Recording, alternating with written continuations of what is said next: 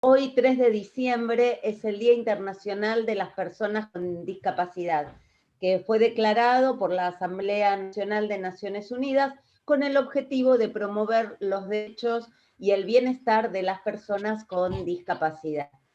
Con la intermediación de Cecilia Turquet, que es la persona de la Secretaría que coordina el área de protección de derechos, en esta semana participamos justamente de la semana dedicada a la temática realizada por la Subsecretaría de Personas con Discapacidad, que pertenece a la Secretaría de Desarrollo Social, bajo el lema "La inclusión es el único camino".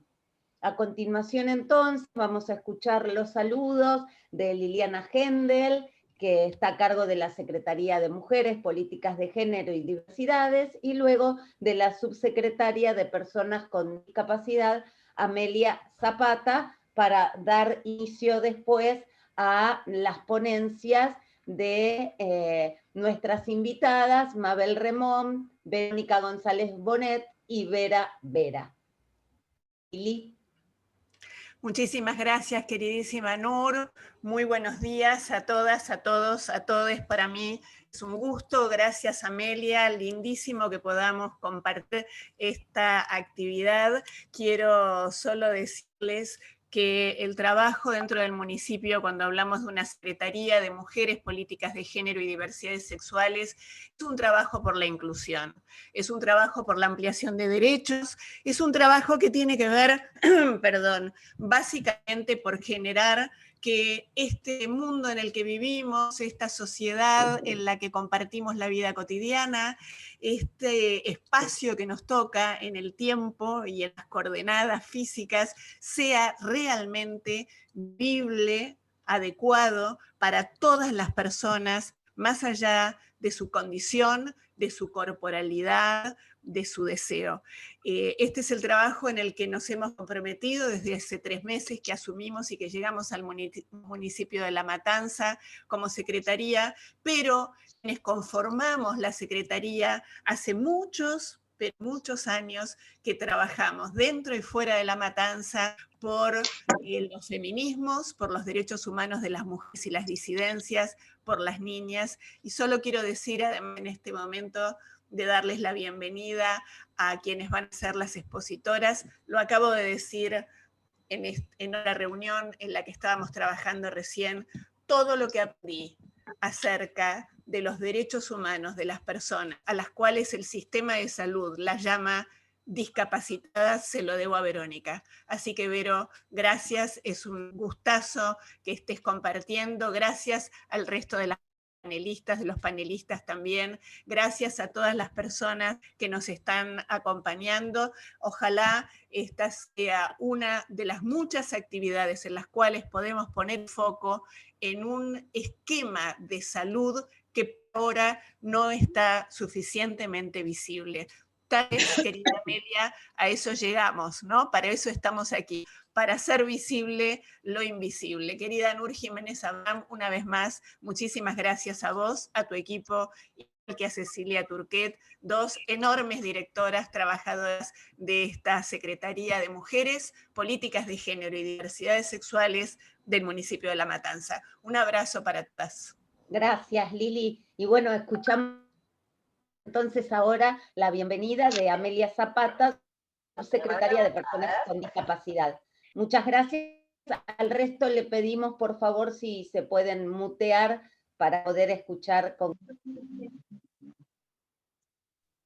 Bueno, buenos días a todas. Agradezco la convocatoria de la secretaria Liliana Hendel por la invitación a participar de este destacado conversatorio que compartiremos con especialistas de trayectoria en la temática de la discapacidad de mujer. Saludo a Verónica González Bonet, a Mabel Remón, a la compañera Vera Vera. Hoy, 3 de diciembre, se conmemora el Día Internacional de las Personas con Discapacidad, declarado en el año 1992 por la Asamblea General de las Naciones Unidas.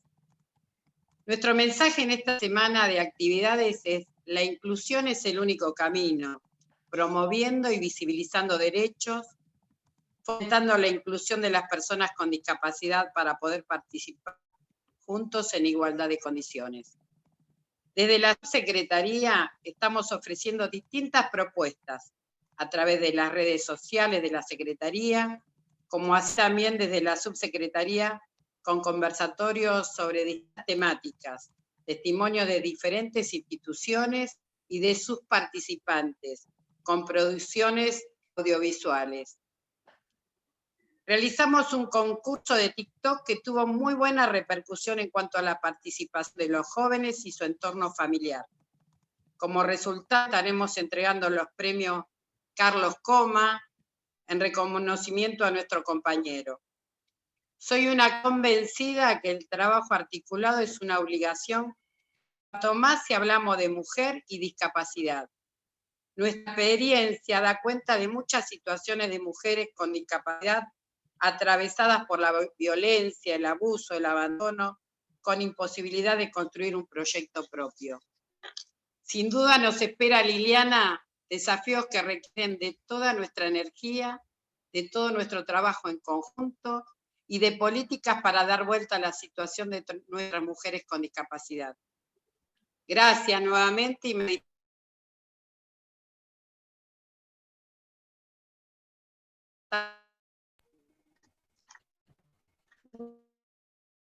Gracias, Amelia, y verdaderamente tal como dice María, que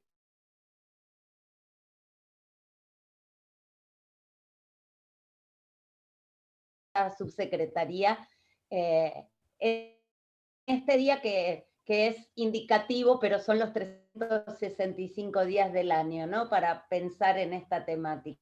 Así que bueno, vamos entonces a escuchar a las especialistas. Va a dar comienzo a las exposiciones Mabel Remón. Ella es directora del Programa Nacional de Asistencia para las Personas con Discapacidad en sus relaciones con la Administración de Justicia, ADAJUS, Ministerio de Justicia y Derechos Humanos de la República Argentina. Es docente de la Escuela Judicial del Consejo de la Magistratura, directora del ciclo de complementación curricular de la licenciatura en Comunicación No Verbal de la Universidad Nacional de Lanús, forma parte de NESDI, Núcleo de Estudios Socioculturales sobre el Derecho y sus instituciones, de la Universidad Nacional de San Martín. Mabel, te escuchamos.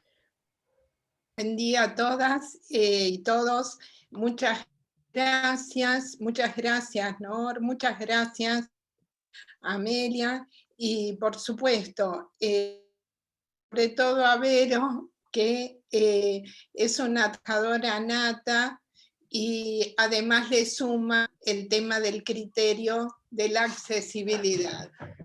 Escuchando, y gracias a Liliana también, que hizo tan bella presentación. Escuchando el lema que es la inclusión como único camino de esta semana y en este día tan particular, que no es un festejo, sino son días de reflexión, ¿no? En el cual uno puede intercambiar las diferentes causas que motivan las barreras hacia las personas con discapacidad. Para poder pensar en una inclusión como un camino, como el único camino, tenemos que pensar en la accesibilidad. Y la accesibilidad como un diseño universal. No recuerdo exactamente quién lo dijo, pero la accesibilidad es plena cuando no se nota que hay presencia de accesibilidad. Es decir, cuando no notamos que se han reformulado ciertas acciones para que todos podamos acceder, esa es la verdadera accesibilidad. No estar pendiente de las personas en sí, sino pensar en todos los que deban ser incluidos. En el marco de lo que significa la justicia, uno de los temas más importantes que hemos trabajado y sobre todo durante la pandemia ha sido cómo acceder a la justicia, sobre todo en aquellas mujeres con discapacidad en estado de confinamiento para poder denunciar, ya sea violencias interfamiliares, algún pedido, mujeres que viven solas, con discapacidad, que eran asistidas y dejaron de recibir esa prestación. Es decir, un significado tremendo en el momento de pensar sobre la soledad cuando hay una crisis general. Es decir, este grupo tan vulnerado y vulnerable no se ha tomado en cuenta siempre basados en lo que es el tema del entorno. ¿Qué significa para nosotros un acceso real a la justicia? ¿Que puedan realizar solamente una denuncia? No. El acceso a la justicia es en realidad su participación en forma directa, no importa en calidad de testigo, de usuaria, de imputado, de víctima, en todo el proceso en relación a lo que significa el acceso. Para ello, en Adajuz se trabajan de diferentes modos para realizar los ajustes. Y cuando hablamos de ajuste de procedimiento y ajustes razonables de ambos. Si bien en la convención habla a partir del artículo 12, que es el eje, pensar la discapacidad como las barreras sociales y no como una particularidad de la persona, a partir de la autonomía de la persona con discapacidad trabajamos el artículo 13. ¿A qué nos referimos cuando hablamos de autonomía? La persona es la que decide, ya sea de pronto hacer una denuncia a través de lo que ustedes acaban de mencionar, que es de la inclusión como el único camino. ¿Y en qué se debe incluir? Se debe realizar un ajuste de procedimiento y a veces un ajuste razonable en el marco de que la persona pueda declarar por sí misma, con los apoyos necesarios y efectivos que deban realizarse. Y eso debe ser exigible. La persona debe hablar por sí misma. A veces hablamos, como bien han mencionado en el tema de la comunicación no verbal, no estamos pensando en los gestos, sino que hay todo un trabajo para pensar qué significa esa comunicación. Es una comunicación prácticamente basada en un pensamiento chomskiano, en el sentido de la gramática generativa, en una comunicación que sea particularmente comprensible por todas las personas, con y sin discapacidad. No se trata, por ejemplo, en el caso de las personas con discapacidad intelectual o discapacidad auditiva, que son las que mayor dificultad tenemos en el campo de la justicia, en el caso de las personas con discapacidad auditiva, darse el ajuste a partir de la lengua de señas. No, no es solamente la lengua de señas. Es además ajustar también cómo organizar las ideas. En el caso de una persona con discapacidad intelectual, cuando damos información, ¿cómo organizamos esa información? Oraciones cortas, el tema de la temporalidad de los verbos, que en castellano son tantos y tan difíciles para cualquier otro que no hable el idioma. Para una persona con discapacidad intelectual o discapacidad auditiva, muchas veces lo es aún más. Por ello, cuando hablamos de ajuste de procedimiento, hablamos de una, igual que en el ajuste razonable, hacia una persona en particular, sin generalizar por el tipo de discapacidad. En justicia y en salud no nos los podemos permitir, porque cada uno igual también sería en educación o en algún otro espacio, pero acá particularmente se juega la vida de las personas. Por ello, el trabajo en equipo es fundamental. Adajuz trabaja con equipos interdisciplinarios. El equipo interdisciplinario integrado por un abogado o abogada, por psicólogos o psicólogas, especialista en violencia y discapacidad, por ejemplo. Otros, cada uno con una especialidad relacionado siempre en el marco de la discapacidad.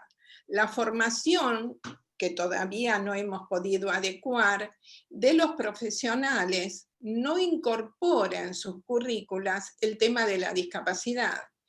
¿Cómo procedemos en ese marco? Sí, por supuesto, el profesional del campo de la psicología o de políticas públicas, de politólogos, de comunicadores, tienen esos saberes per se, dados y otorgados por una institución como es la educativa. Pero ¿cómo aplicar eso para pensar en una accesibilidad universal? Hay una distancia, porque no hay una consideración aún social plena de la diversidad humana. Este punto para nosotros es esencial. ¿Cómo participan estas personas en un proceso? ¿Es solo un tema de vocabulario? Desde luego que no. No es solamente la sintaxis, es la gramática que utilizamos. Hay personas que pueden comprender la lectura con oraciones simples, otras que prefieren oírlo, otras que prefieren, en el caso de personas sordas, verlo señado. Ahora, en el caso de la lengua de señas, también debe modificarse. Las personas que vayan a interactuar a través de la lengua de señas tienen que conocer con precisión cómo es la estructura de la lengua visual, que no es castellano. Es una lengua isogenérica, que no tiene verbo ser.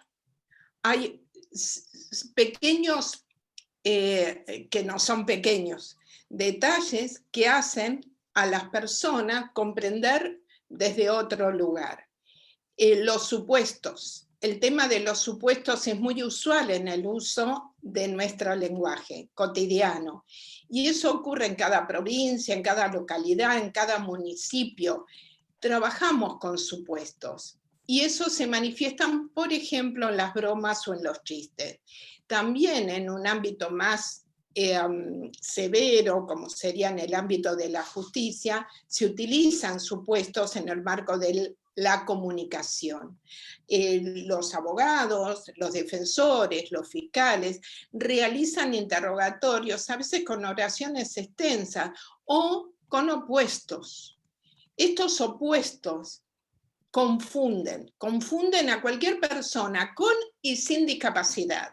Si nosotros estamos hablando con una persona de una localidad del norte o del sur que no habita el territorio de la provincia de Buenos Aires, las lenguas van sumando. Nosotros siempre decimos que tenemos que hacer un diccionario por cada provincia, ¿no? Un diccionario cordobés, un diccionario tucumano, porque la terminología que manifiesta esa sociedad no es la misma, los significados no son los mismos. Y realmente no es que hablamos en un lenguaje neutro, sino todo lo contrario. Se nos escapa a través de los poros esa gramática incorporada. Es inevitable poder prestar atención en ese marco de lo que es la intervención judicial, a cómo hablamos, a quién hablamos, y cuando hablamos de lenguaje sencillo y fácil, no es solamente la modificación de vocabulario, es cambiar toda la perspectiva comunicativa, que en eso Verónica tiene mucho más expertise de pronto que yo. Y en el tema de lo que significa el marco de la justicia, uno de los puntos esenciales es la elección. ¿Cuál es el artículo 12? El artículo 12 habla de la autonomía de la persona. Y una persona es libre cuando tiene capacidad para elegir. Tiene libertad si quiere cometer un delito o no, si comprende lo que va a hacer, si sabe, pero eso para comprender tiene que conocer previamente. Si esa información no fue dada, no puede elegir. va por el único camino que conoce. Y en la justicia esto es fundamental, poderle dar las pautas, poder dar pautas claras de lo que va a ocurrir frente a determinados eventos y que tome la decisión. ¿Querés vivir con mamá o papá? En el caso de un niño o niña con discapacidad. En caso de una mamá con discapacidad, darle la opción de qué tipo, no es dar la opción, tiene que tener la opción. Nosotros no somos quienes para dar nada, lo tiene. Lo que hacemos es levantar la barrera del impedimento a esa elección. Y esto siempre es determinado por el juez. ¿El juez de qué modo elige? A través de sus peritos. Y son los peritos los que deben trabajar en el momento un mayor conocimiento sobre lo que significa la inclusión. Sin este conocimiento, por eso los auxiliares de justicia son fundamentales. El juez, por supuesto, el Ministerio Público Fiscal, desde luego. Hoy hay muchas personas que consideran que la inclusión se da de forma, es decir, sí, ha concurrido un intérprete, por ejemplo. Sí, no voy en desmedro, por supuesto, de los docentes de todavía llamada educación especial.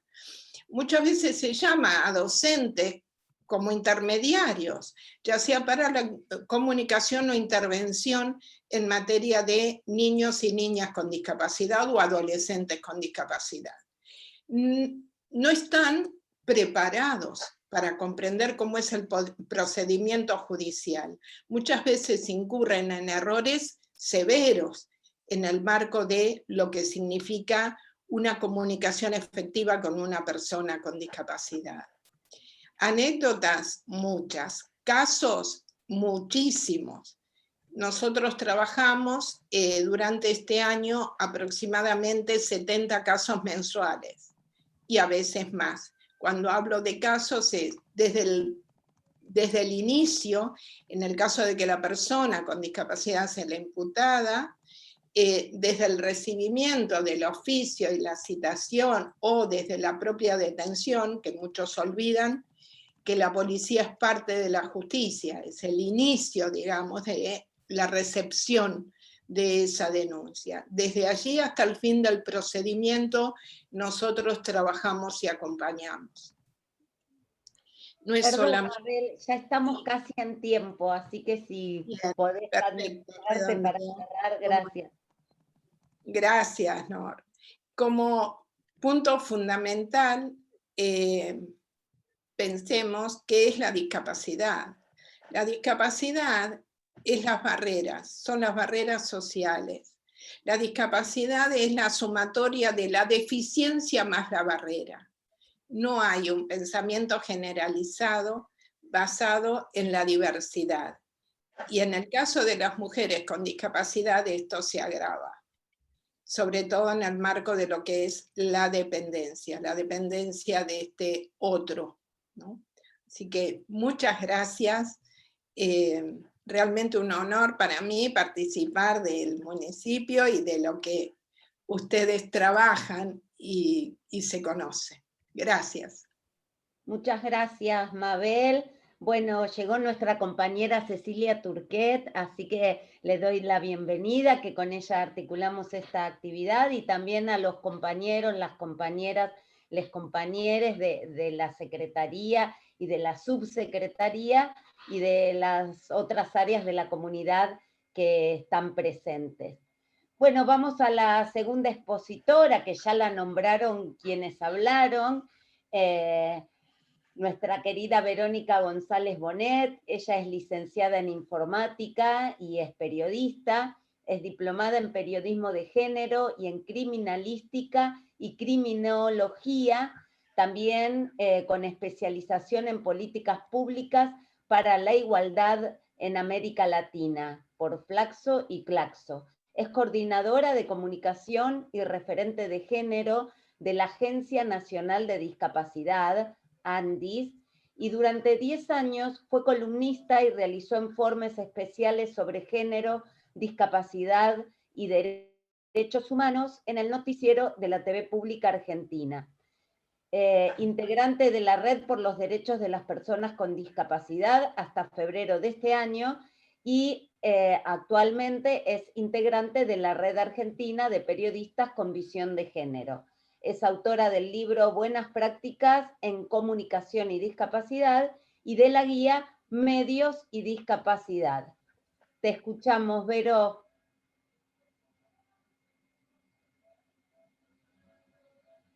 Estás muteada, Vero. Sí, ahí está. ¿Ahora sí? Sí, ahora sí. Te escuchamos. Bien. Buenos días a todas, a todos. Muchas gracias a Nur, a Lili por la convocatoria. Realmente para mí es un placer empezar este camino que empezamos hoy. Entiendo que es un camino que comenzamos con ustedes. Me parece que es una secretaría muy valiosa y celebro que estén ocupando ese espacio. Sé del gran compromiso de Lili, de Nur, de Maxi, de las personas que están trabajando en la secretaría, así que me alegra profundamente.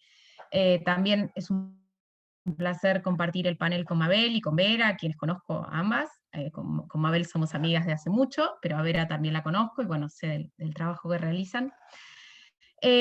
Bueno, hoy en el Día de las Personas con Discapacidad, bueno, quiero empezar hablando de la Convención sobre los Derechos de las Personas con Discapacidad, que me parece que es necesario traerla, ¿no? Porque, bueno, es un tratado de Naciones Unidas que establece nuestros derechos políticos, económicos, civiles, sociales y culturales, que ya los teníamos en tanto personas, pero que fue necesario realizar un tratado específico que explicite de qué manera podemos ejercer esos derechos, porque no los podíamos ejercer.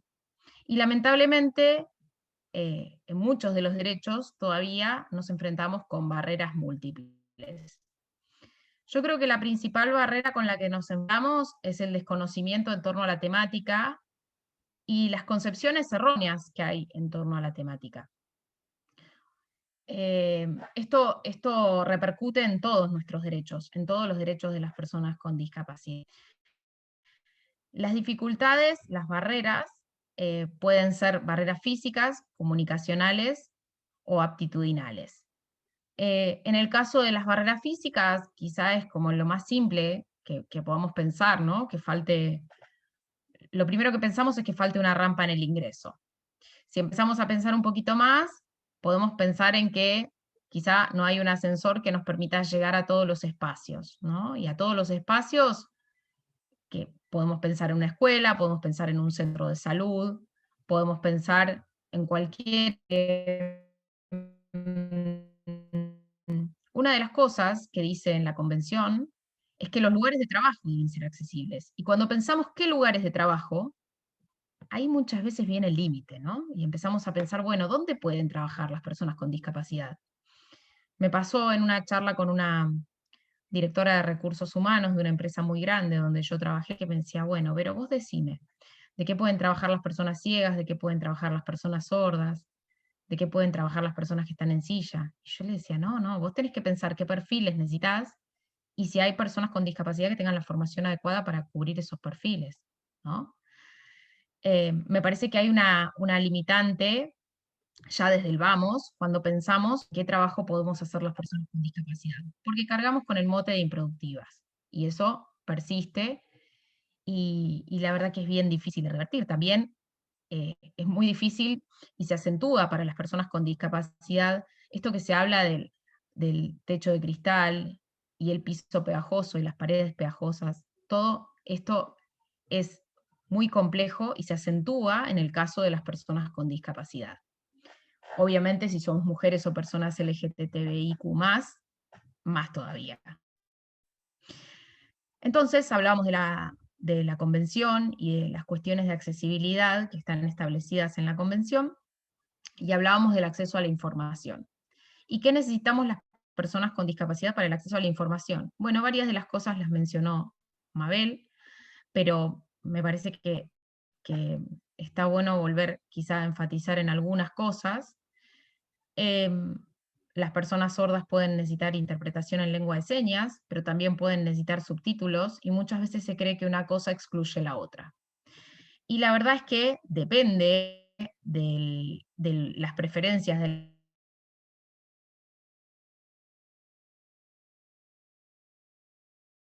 la persona, elegirá una cosa o la otra, porque la lengua, hay muchas personas que prefieren ver los subtítulos.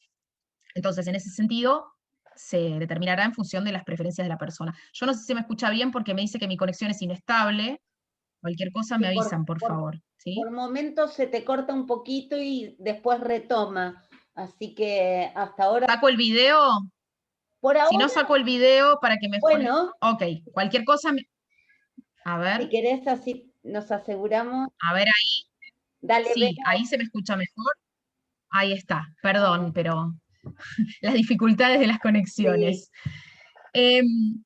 En el caso de las personas ciegas, bueno, hay personas ciegas que sabemos braille y que utilizamos el sistema braille para la lectura, hay personas que no lo utilizan, hay personas que tienen disminución visual y de repente requieren caracteres ampliados y contrastes determinados, que es algo también a tener en cuenta. Y en el caso de las personas con discapacidad del lenguaje simple. Y cuando digo lenguaje simple, no estoy hablando de un modo peyorativo. Muchas veces se dice lenguaje simple, lenguaje sencillo, como que no parece ser meritorio utilizar un lenguaje simple. Y la verdad que lo es. No Te perdemos por momentos, Vero. es tan fácil. Y tiene Vero, no te estamos recibiendo bien. No sé si ahora ya te perdimos totalmente porque ya no te escuchamos. A ver ahí si se me escucha mejor. Le estaba diciendo a mi familia que se desconecten, a ver si. Ah, bueno, A ver si bueno. estamos. A ver si Genial. vamos. Pero vamos así ahora, dale, vamos por la tercera. Ok.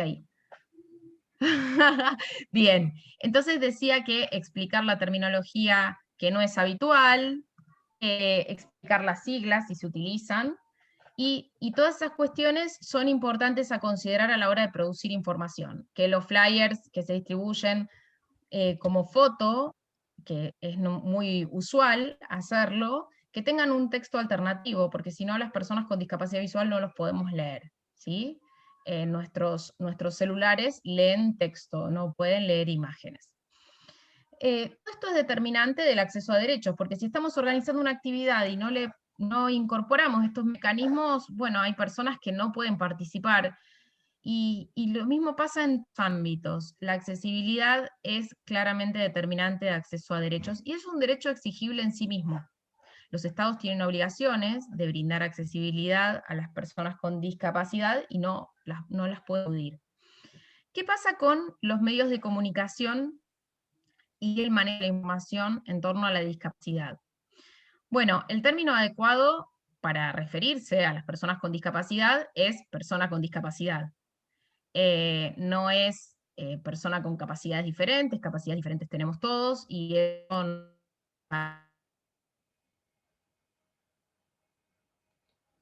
Ahí término persona con discapacidad es dejar la temática, perdón, ¿no se me escucha? Sí, ahora de nuevo volviste, sí. ¿No se me escucha, Nur? Sí, sí, se escucha. En un momento te habíamos perdido les de pido nuevo, mil pero ya disculpas. está. No se utiliza cuando se habla de discapacidad los términos sufre, padece, está afectado porque tiene que ver con emitir un juicio de valor sobre cómo la otra persona vive la discapacidad. Y en eso tenemos que trabajar y muy fuerte, porque la discapacidad no es algo malo. A veces nos dicen, bueno, el certificado de discapacidad es estigmatizante. No, el certificado de discapacidad es una política pública de acceso a derechos. Lo que es estigmatizante es la connotación que tiene el término persona con discapacidad. Muchas veces se piensa que tener una discapacidad es algo terrible. Entonces la persona que vive con una discapacidad o es una pobre víctima de sus circunstancias o es un superhéroe o heroína. Y ese es el abordaje desde los medios de comunicación. Y en eso me parece que hay que trabajar muy fuerte para erradicar esos prejuicios en relación con la temática. Las personas con discapacidad para que nuestra discapacidad se reduzca al mínimo, para que el efecto de nuestra discapacidad se reduzca al mínimo, como bien decía Mabel, necesitamos que las barreras se vayan eliminando, y eso depende de toda la sociedad. La discapacidad ya no es algo individual que afecta a personas determinadas, sino que es algo colectivo. En relación con los medios de comunicación y las mujeres con discapacidad, los prejuicios se multiplican. Yo normalmente uso algunas notas periodísticas, uso algunas notas que hablan de, por ejemplo, que a una mujer con discapacidad le realizó una esterilización luego de una cesárea, que fue producto de una violación, y se le hizo la esterilización con consentimiento de la familia. Y no hay ningún cuestionamiento de los y las periodistas en relación a eso. Así es legal que la familia dé consentimiento, si corresponde. La verdad es que las esterilizaciones no son una práctica de vida o muerte, como para que se hagan sin consentimiento de la persona. Si la persona no puede consentir, entonces la práctica no debe hacerse. Y lo mismo cuando se producen abortos forzados. La interrupción de un embarazo debe ser una elección de la mujer y no una imposición. Tampoco debe haber impedimentos para que se realicen, ¿no? Claramente, pero no debe ser una imposición. También uso otra nota donde hablan de una chica de 14 años y el titular es: a Laura le violaron y embarazaron a su hija de 14 años con edad mental de 5 años. ¿Quién es el sujeto de esa nota, no? ¿Dónde quedamos las mujeres con discapacidad? ¿Somos realmente protagonistas de nuestras vidas? ¿Se nos ve como protagonistas de nuestras decisiones?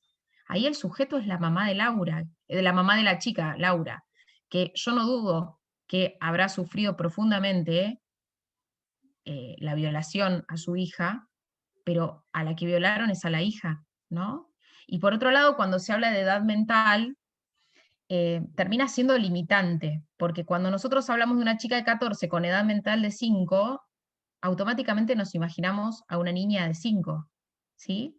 Y la edad mental muchas veces se calcula sobre la base de lo intelectual, de si la chica puede leer y escribir, si puede sumar, restar, multiplicar, dividir, y los vínculos sociales dónde quedan, ¿no?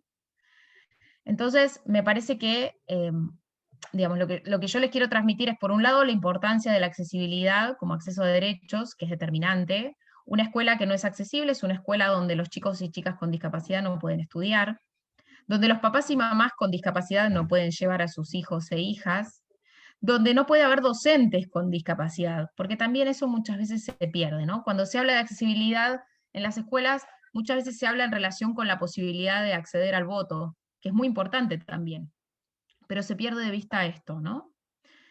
Que muchos chicos quedan fuera. Una vez escuchaba que una mamá en silla me contaba que su hija le decía que lo peor que le pasaba a ella en relación con la discapacidad de su mamá era que muchas veces no había podido participar de sus actos escolares.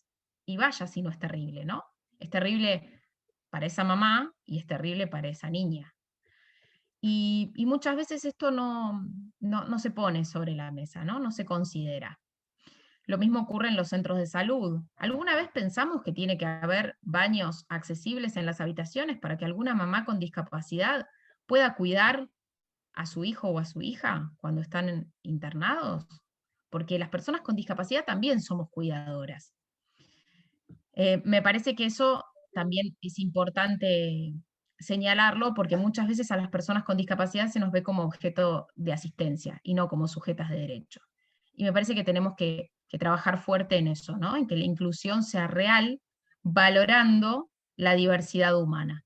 Me parece que a eso nos invita la convención, y eso tiene que ser un gran desafío para quienes trabajamos en la temática, directa o indirectamente, porque yo sostengo que la discapacidad es una temática transversal.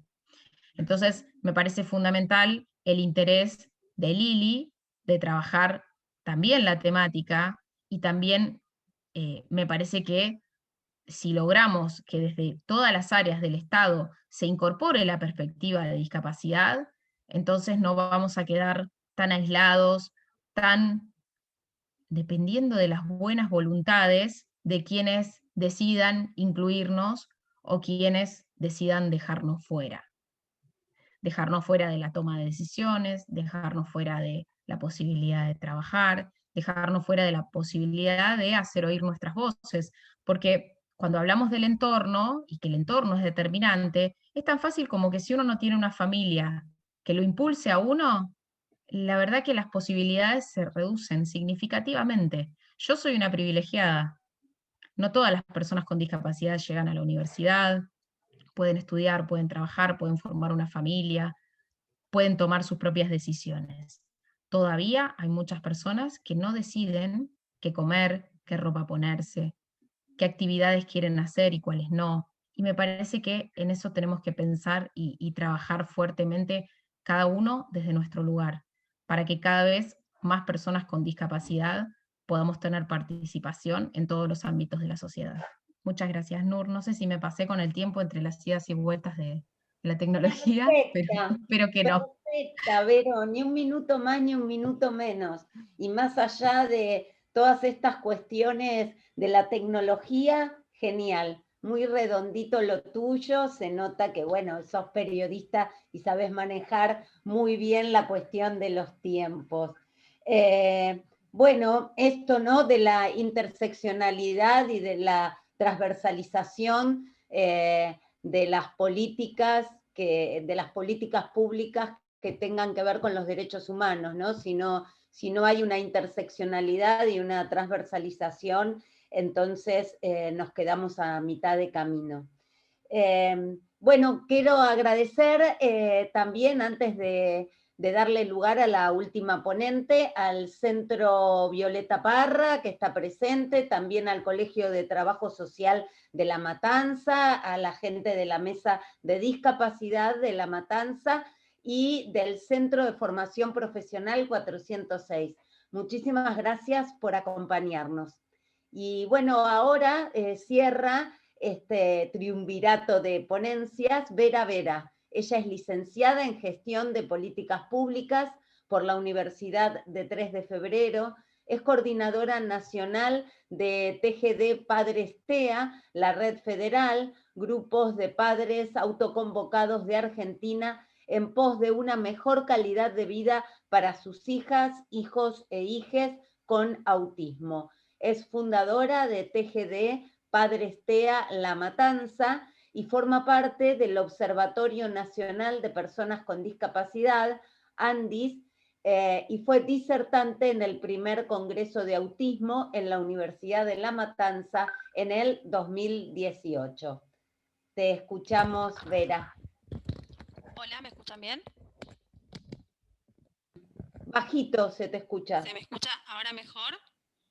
No, sigue siendo bajito. No, sigue bajito. A ver. Ahí mejor, ahí mejor. Ahí mejor. Perdón, tengo auriculares enganchados y todo separado, pero bueno, estoy en una oficina prestada de una compañera porque en breve tenemos una reunión con la Intendencia, así que estamos preparando la misma.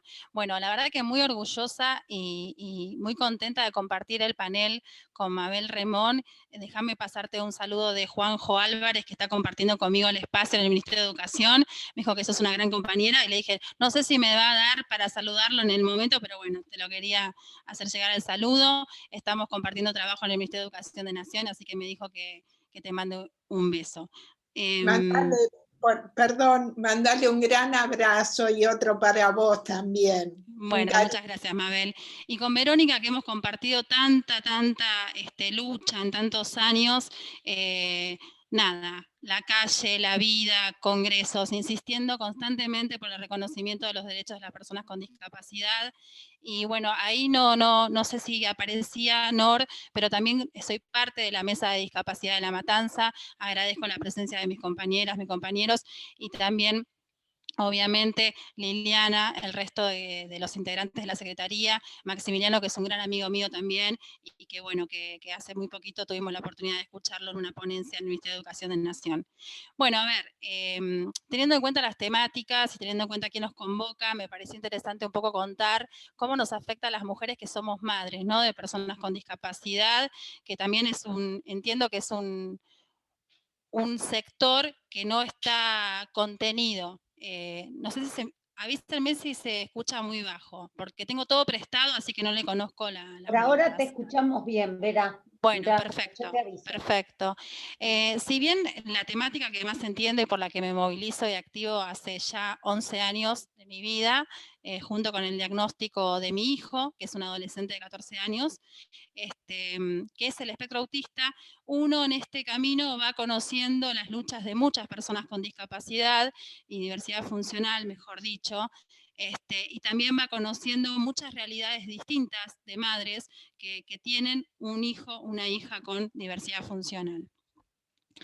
Déjenme decirle algunos puntos, algunas cuestiones que me parece interesante abordar desde mi rol como mamá y activista por los derechos de las personas con discapacidad en este día tan especial, que yo le decía hoy cuando arrancábamos con los WhatsApp mañaneros en los grupos donde estoy, le digo, hoy es un día tan importante como el 2 de abril.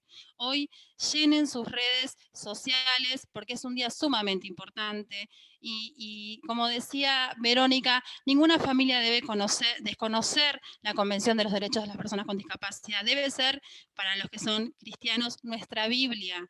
Tiene que ser nuestra Biblia. Hay muchos resúmenes, o incluso está la convención en pictogramas, que son bastante más amigables para entender y comprender. Pero ese es un tratado internacional que tiene en nuestra Argentina, desde el año 2014, un rango constitucional. O sea, el que no cumple con la Convención de los Derechos de la Persona con Discapacidad está incumpliendo casi como incumplir la Constitución Nacional. Por lo cual, todas las familias deben de conocer que esa herramienta está vigente y que es nuestra accesibilidad para adquirir un montón de derechos. Bueno, contarles un poco que nosotros venimos trabajando en varias líneas. La verdad que nos encantaría poder articular con la Secretaría de Mujeres, Políticas de Género y Diversidades con respecto a una demanda que tiene nuestra población y tiene que ver con que no se diagnostican muchas mujeres dentro del espectro y existen. Y esto tiene que ver y tiene una causa porque lamentablemente el patriarcado también nos termina atravesando a las mujeres dentro del espectro. Yo no soy, pero hablo como en primera persona, porque uno de los indicadores de que algo está sucediendo, algo anormal ahí en el desarrollo de un niño o de una niña, es que, bueno, que son niños muy, muy, muy quedados, o en la mayoría de los casos, o no reaccionan al entorno. Y ustedes fíjense que una nena que juega siempre con el mismo objeto, o una nena que está en un rincón, o una nena que no sociabiliza, no llama la atención a los pediatras. Y ahí, lamentablemente, puede haber un diagnóstico de espectro autista, pero se sobreinterpreta que está bien que una mujer se quede fijada a un libro, o que no juegue, o que no participe. Entonces ahí es donde yo digo que hay que tratar de corrernos de ese lugar de que la mujer siempre está tranquila, y está bien que esté tranquila, está bien que esté callada, está bien que esté en un rincón, o esté apegada a un objeto y nada más. Entonces, para revertir, existen las mujeres dentro del espectro autista y hay que empezar a tomar esos signos como signos de alerta. Otra de las cuestiones, y que lo hablaba muy bien Mabel, tiene que ver con las conductas y con las actitudes o las barreras que tienen las personas con discapacidad. Créanme que las mamás de personas con discapacidad sufrimos de igual manera esas barreras actitudinales, esas barreras normativas. Cuando una mamá tiene un diagnóstico de su hijo o de su hija dentro del espectro autista, no se da durante el embarazo, no se da en los primeros meses de vida, se da más o menos a los 18 meses hasta los 2 años. Y si esa mamá está trabajando, si esa mamá está estudiando, debe de abandonar en ese momento todo lo que está haciendo para dedicarse a conseguir un diagnóstico que lamentablemente en nuestro país se accede después de 1 año. Son muchas las consultas, son muchos los estudios de neuroimágenes y demás, porque el espectro autista lamentablemente no se diagnostica con una extracción de sangre. Lleva mucho tiempo y mucho recorrido.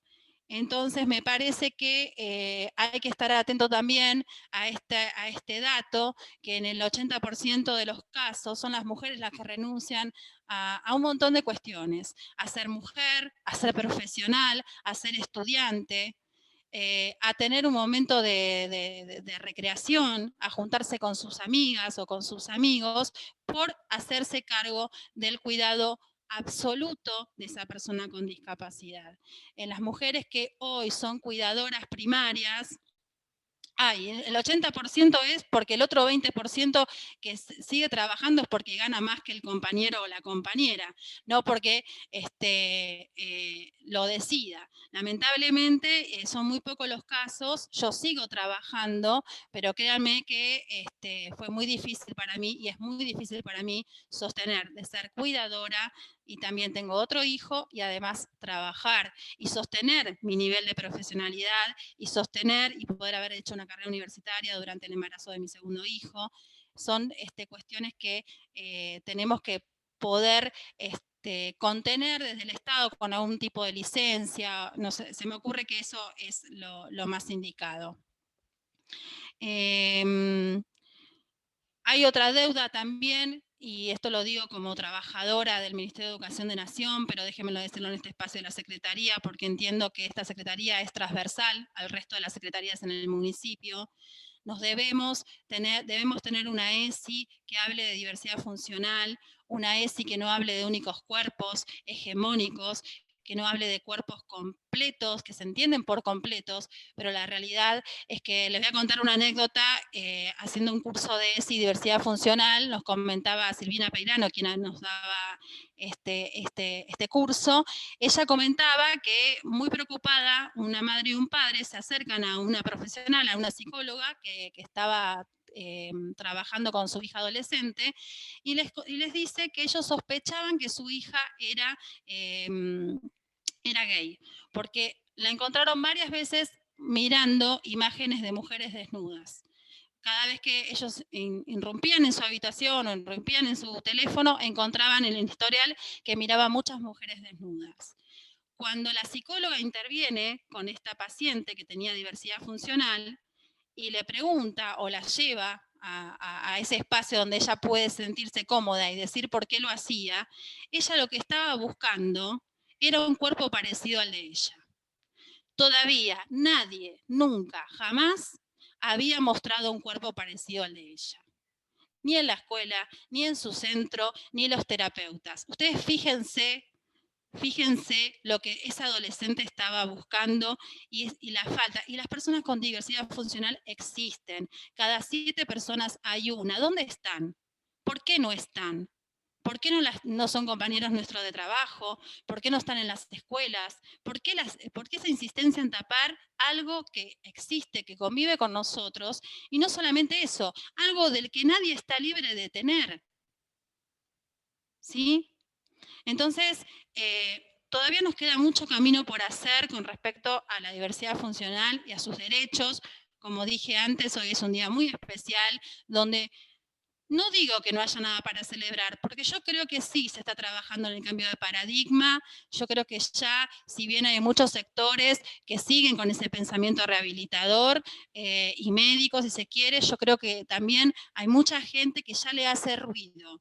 Ya le hace ruido que hablen de una persona con discapacidad como un eterno niño, ya le hace ruido la infantilización eterna, o pensar que una persona con discapacidad es asexuada, o vive pensando en sexo. Yo creo que hay algunas cuestiones, o yo me rodeo con mucha gente que está convirtiéndose o está de este lado, que también es muy posible, pero yo trato de ser una replicadora de derechos y trato de hacerlo puertas adentro también. Yo tengo un adolescente y quiero que él consiga esa autonomía por la que tanto están velando las personas aquí convocadas, y trabajo para eso. Pero bueno, la realidad es que es difícil el camino, siempre digo lo mismo, pero el público se renueva, algunos ya no, porque hay mucha gente conocida acá, pero digo, hay una mala noticia, es que queda mucho por hacer, muchísimo por hacer, pero la buena noticia es que la protagonista soy yo, que la protagonista son ustedes. Entonces, perdonen las molestias, pero estamos construyendo, y en esa construcción nos vamos a equivocar, pero créannos que estamos siendo parte de esta historia, y hay que ser un poco más paciente. No lo vamos a ver nosotros probablemente, pero vamos a dejar un país más inclusivo, vamos a dejar un lugar más inclusivo. Algo anecdótico, si quieren, nuestro país adhiere a la Convención de los Derechos de las Personas con Discapacidad, y acá está con el número de ley 26378, pero fíjense, por ejemplo, Estados Unidos no adhirió jamás a la ley de convención, a la convención. Ellos entienden que no tienen nada que adherir o que mejorar en su sociedad. Y tenemos muchas normas y tenemos muchas leyes, solo hay que saberlas reglamentar, implementar, y tienen que llegar a las familias. Las familias tienen que conocer cuáles son sus instrumentos normativos para defender los derechos de sus hijos, hijas, y los propios derechos familiares también. Bueno, yo me he hecho algunas anotaciones mientras las escuchaban, creo que dije todo lo que quería decir. Vuelvo a repetir que agradezco mucho esta oportunidad. Yo soy matancera, yo estoy muy contenta de estar en este panel porque soy vecina del partido de La Matanza, porque desde los 4 años, y tengo 42, vivo acá, y constantemente estoy tratando de ver cómo mejorar la realidad de nuestros vecinos y vecinas, y no lo digo como un autobombo, lo digo porque no tengo otra manera de ser más que de involucrarme, y arrastro a un montón de gente para que me siga y me acompañe, porque bueno, esto es así, hay que contagiar y hay que entender que el camino es el de activar por esos derechos. Así que nuevamente muchas gracias, y bueno, quedo a disposición para lo que necesiten. Muchísimas gracias, Vero. Muchísimas gracias por tu corazón matancero, que acá está latiendo en el corazón de la provincia. Y bueno, nada, esto, ¿no? De las tareas de cuidado, y volvemos a esto de la transversalización de los derechos y de la interseccionalidad, ¿no? Como en cada espacio, escuela, la justicia, en diversas instituciones, necesitamos que se miren los derechos de las personas según las necesidades específicas, que pueden variar en las personas a lo largo de su vida, ¿no? Eso hay que tenerlo en cuenta. Abrimos unos 10 minutos de espacio para preguntas. Si alguien quiere hacer preguntas, me dice, como no somos tantos. Bueno, muy bien. José Antonio, podés preguntar directamente.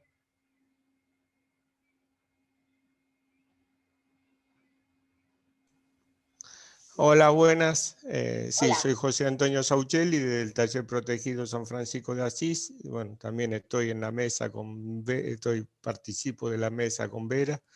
Y bueno, el tema mío es, bueno, como decía Mabel, yo me independicé, bueno, me vine a vivir solo, terminé el secundario, bueno, hice muchos logros, pero bueno, el tema es que falta la otra pata, que es un trabajo digno, y que, bueno, que el municipio active ese 4% del cupo del 4% para que cualquiera tenga la oportunidad de poder tener un trabajo como la gente, y bueno, poder comprarme una mesa, una silla, un ventilador, una estufa, hacer lo que yo quiera con mi plata, pero tratar de tener un sueldo como la gente, y no esos 1.300 pesos que nos paga el Ministerio de Desarrollo Social, que bueno, para algunos compañeros míos por ahí no significa mucho o poco, pero para uno que tiene más herramientas es insuficiente. Así que bueno,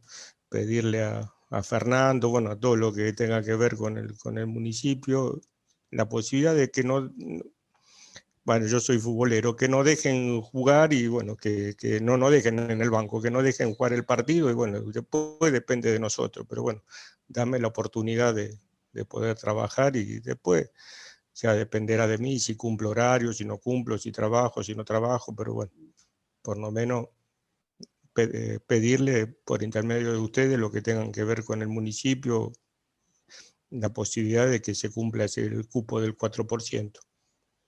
Nada más, gracias. José Antonio, esa era algo para que contestara la subsecretaria, pero justo ahora se fue, pero le vamos a transmitir. Sí, yo tengo contacto con Ana, sí, le mando información a Ana también, Claro. sí. porque esto, ¿no? De la autonomía económica que es indispensable para que una persona pueda ser completamente autónoma. Bueno, si alguien más desea hacer una pregunta, acá estamos para escucharles y responderles. ¿Hay alguien que quiera hacer alguna pregunta, comentario? ¿No? Sí, se baja el martillo, si no, ¿eh? No hay ninguna otra. Bueno, parece que las expositoras fueron muy claras porque no quedó lugar para ninguna duda. Quizás alguien cuando se vaya dice, ay, le hubiera preguntado tal cosa, pero igualmente fueron clarísimas. La verdad que fue un gusto escucharlas, tres potentes mujeres, y bueno, recordar esto, ¿no? Que hoy es el día especial en que se llama la reflexión, pero que los 365 días del año debemos tener en cuenta las necesidades y lo que ustedes han planteado aquí. Así que muchas gracias desde la Secretaría de Mujeres, Políticas de Género y Diversidades por haber compartido este momento con nosotros, y quedamos obviamente en articulación con ustedes. Gracias. Gracias a ustedes. Abrazo grande, Nur. Bueno, gracias, Vero. Muchas gracias, hasta luego. Hasta luego. Muchas gracias. Abrazo a todos. Abrazo. Que tanto necesitamos. Claro que sí.